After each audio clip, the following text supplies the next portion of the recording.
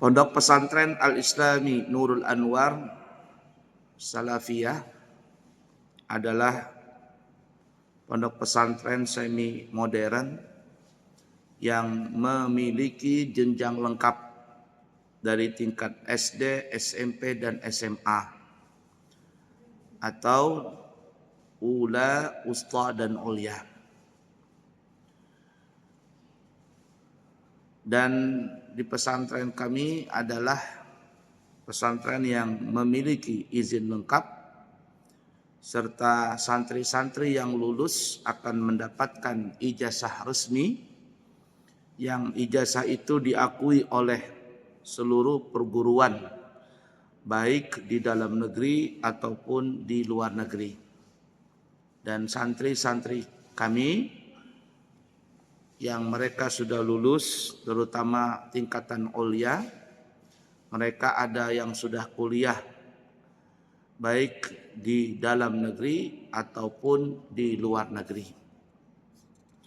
Oleh karena itu, pesantren Al-Islami Nurul Anwar siap menerima pendaftaran santri baru ajaran 2026-2027.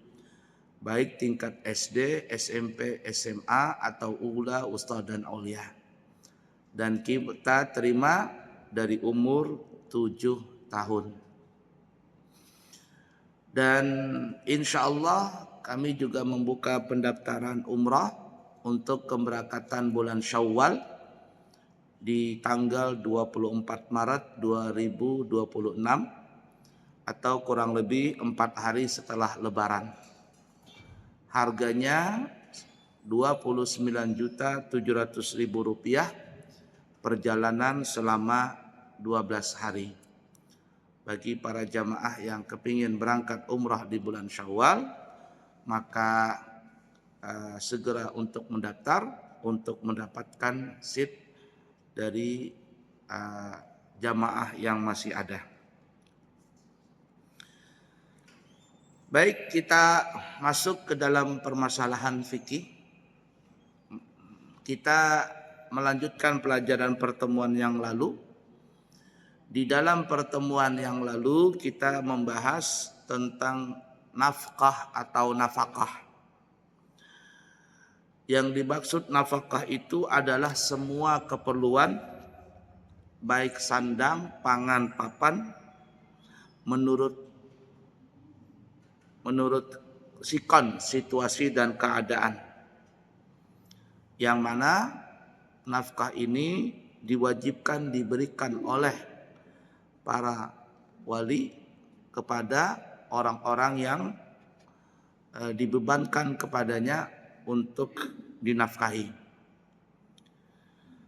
Dan para ulama kita mengatakan nafkah ini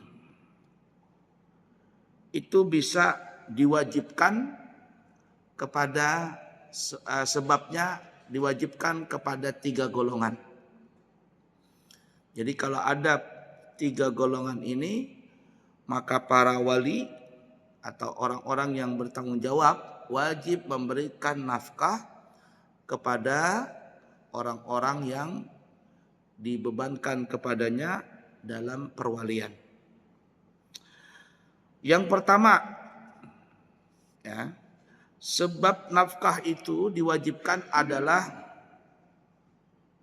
dengan sebab bin nasab, dengan sebab keturunan.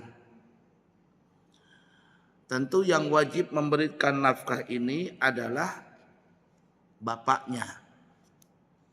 Bapak, kalau nggak ada bapak umpama maka ibunya.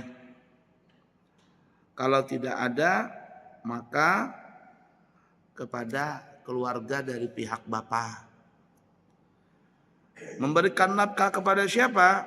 Memberikan nafkah kepada anaknya dan cucu-cucunya yang mereka belum balik. Atau mereka sudah balik tetapi anak cucu itu belum bisa mencari nafkah, mungkin karena faktor kesehatan tidak bisa mencari nafkah, ya mungkin sebab faktor kesehatan, umpama orangnya cacat atau apalah sebabnya, maka kepada orang tua diwajibkan untuk memberikan nafkah kepada anak cucunya. Nah, jadi seperti itu ya.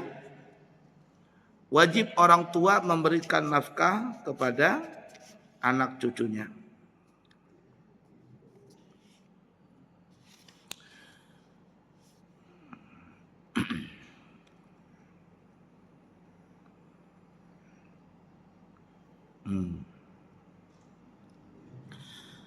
Begitu juga sebaliknya, kata ulama, kalau seandainya anak-anak itu sudah dewasa dan mereka mempunyai kelebihan rezeki, sedangkan orang tua mereka, ibu bapaknya sudah tidak mampu lagi untuk mencari nafkah bagi mereka sendiri, maka anak-anaknya wajib memberikan nafkah balik kepada orang tuanya. Dan ini yang biasanya kita lakukan bagi anak-anak yang berbakti. Beruntung kalau seandainya seseorang itu masih punya orang tua. Sebagai anak itu memberikan bantuan kepada orang tuanya yang orang tuanya itu sudah tidak mampu lagi berusaha untuk menafkahi dirinya. Baik itu ibu ataupun bapak. Nah ya, itu timbal baliknya, kalau orang tuanya sudah tua, maka anak yang memberikan nafkah itu. Nah, kalau di awal tadi orang tua yang memberikan nafkah kepada anak-anaknya.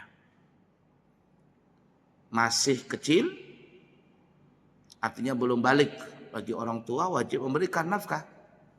Sandang, pangan, papannya. Artinya keperluan mereka di dalam kehidupan mereka.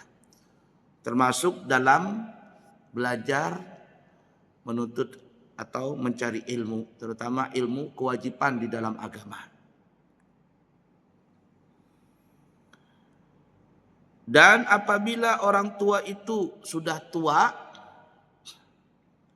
dan tidak mampu lagi seperti kita katakan di awal, maka sang anak pun yang berkewajiban untuk menafkahi orang tuanya. Cuman memang ada sebagian orang yang mereka itu menjadi anak durhaka. Anak durhaka. Orang tuanya yang sudah tua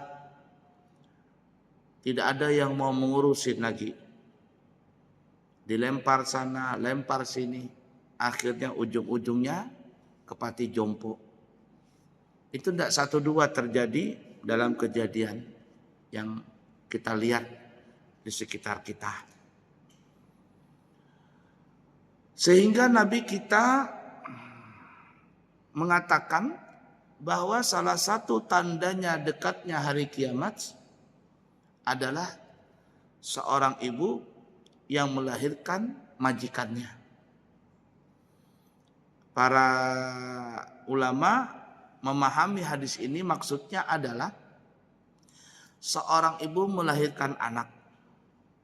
Tapi setelah anak itu besar, apalagi jadi orang yang kaya, ternyata orang tuanya itu, terutama ibunya, dijadikan seperti budaknya, sedangkan anaknya menjadi majikannya.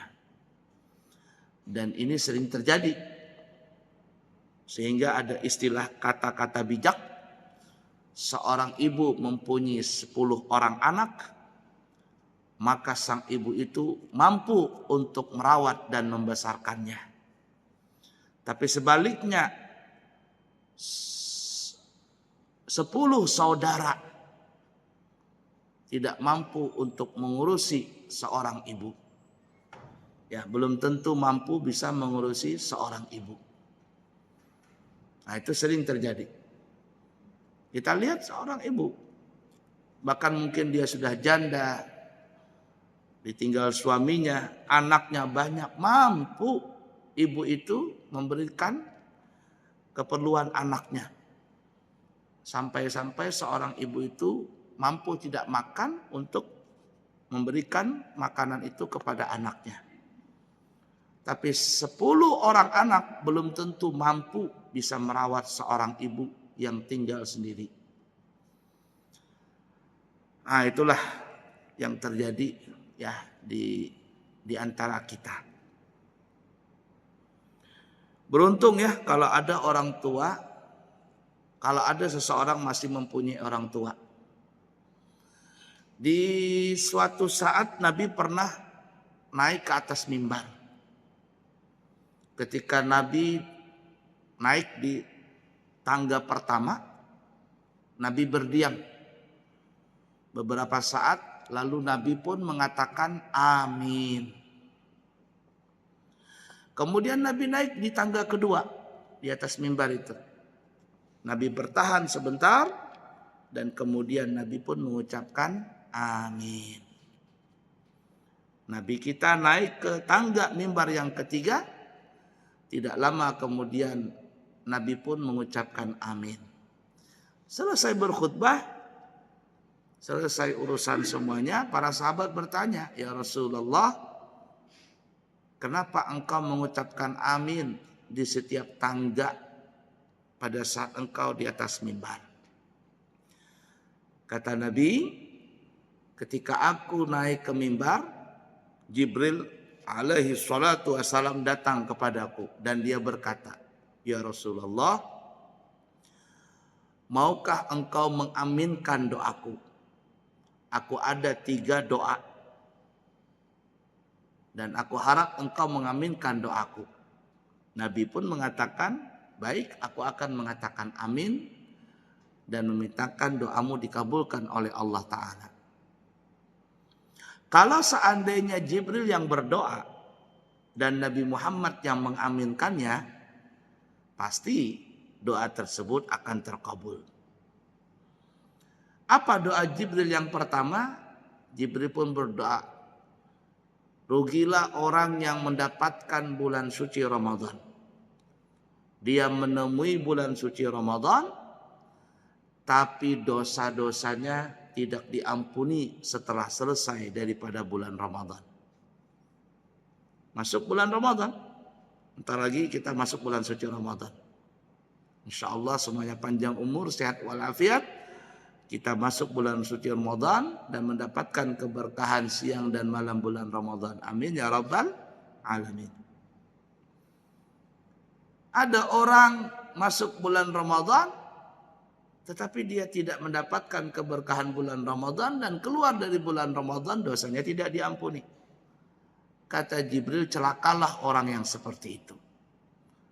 Celaka. Nabi pun mengatakan amin. Kemudian Jibril berdoa lagi. Celakalah seseorang yang dia masih mempunyai kedua orang tuanya, atau salah satunya masih hidup, tetapi orang tersebut tidak bisa mendapatkan tiket surga melalui bakti kepada orang tuanya. Orang tersebut adalah orang yang celaka. Maka Nabi pun mengatakan amin. Nah, itu. Punya kedua orang tua masih hidup, itu tiket paling mudah untuk masuk surga. Karena apa ya? Karena Nabi mengatakan ridallah fi ridha walidai, wa sukhtullah fi sukhtil walidain. Ridhonya Allah tergantung ridho kedua orang tua. Kalau orang tua ridho kepada anaknya, Allah ridhai. Dan kemurkaan Allah terletak di dalam kemurkaan kedua orang tua. Kalau orang tuanya tidak meridhai, memurkai anaknya, maka Allah juga akan murka kepadanya. Tidak ada karamah yang paling kuat dan paling agung kecuali keramatnya kedua orang tua. Dan tidak ada kemurkaan yang paling besar kecuali kemurkaan kedua orang tua kepada anaknya. Nah, jadi kata Jibril, rugilah orang yang masih mempunyai kedua orang tua, atau mungkin salah satunya masih hidup tapi dia tidak bisa masuk surga melalui bakti orang tua itu. Maka Nabi pun mengatakan amin. Yang ketiga Jibril berdoa, celakalah bagi orang-orang yang disebutkan namamu ya Rasulullah di hadapannya, tapi orang itu tidak mau membaca salawat. Maka Nabi pun mengatakan amin. Nah, oleh karenanya kalau kita mendengar Nabi Muhammad disebutkan namanya, kita mendengar, maka dianjurkan kita mengucapkan salawat. Allahumma salli wa sallim alaihi wa ala alihi. Jangan diam begitu. Di dalam riwayat yang lain dikatakan al-bakhilu man dzukirtu indahu falam yusalli alayya. Orang yang pelit itu, kata Nabi, orang yang mendengar namaku disebutkan di hadapannya tapi dia tidak mau bersalawat kepadaku. Sallallahu alaihi wa alihi wasallam.